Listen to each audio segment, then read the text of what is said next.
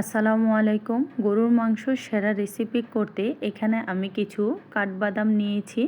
এগুলো আমি ভালোভাবে ধুয়ে ভিজিয়ে রাখবো। তারপর নিয়েছি কাঁচামরিচ, তারপর নিয়েছি জয়ত্রী, জয়ফল। এগুলো আমি পাটায় পিষিয়ে নেব। আজকে আমি দেখাবো গরুর মাংস রান্নার সেরা রেসিপি। এভাবে রান্না করলে গরুর মাংস রান্না ভীষণ টেস্টি হবে এবং দেখতেও লোভনীয় হবে। যে কোনো উৎসব আয়োজনে এভাবে গরুর মাংস রান্না করে সবাইকে অবাক করে দিতে পারবেন। আমি খুব সহজভাবে এই রেসিপিটা দেখানোর চেষ্টা করব। আশা করি আপনাদের কাছেও এটা খুব সহজ মনে হবে। তো কথা না বাড়িয়ে চলে যাই মূল রান্নায়। এখানে আমি 4 কেজি গরুর মাংস নিয়েছি এবং পিসগুলো রেগুলার সাইজে কেটে নিয়েছি। আপনাদের পছন্দ অনুযায়ী পিসগুলো কেটে নেবেন। মাংসটা ধুয়ে পানি ঝরিয়ে নিয়েছি। এখন দিয়ে দেব পেঁয়াজ বাটা, দেব আদা বাটা। যেহেতু আমার মাংসের পরিমাণ বেশি তাই মশলার পরিমাণও একটু বেশি লাগবে। এখন আমি দিয়ে দেব রসুন বাটা। আমি এখানে হাড় চর্বি সহকার মাংসটা নিয়েছি। এখন দিয়ে দেব জয়ত্রী, জয়ফল বাটা এবং দিয়ে দেব বাদাম বাটা। এই পর্যায়ে এসে অ্যাড করে দেব লবণ।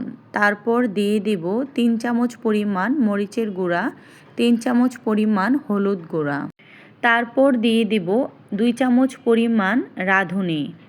এই পর্যায়ে এসে অ্যাড করে দেব ধনিয়ার গুঁড়া 3 চামচ, জিরার গুঁড়া 3 চামচ।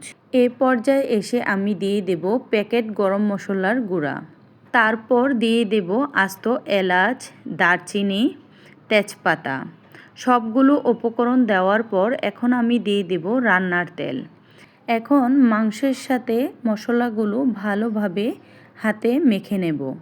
মাংসে মশলাগুলো মেখে নেওয়া হয়ে গেলে আমি 30 মিনিটের মতো রেখে দেব। মাংসে যত বেশি সময় নিয়ে ম্যারিনেট করবেন ততই মজা হবে।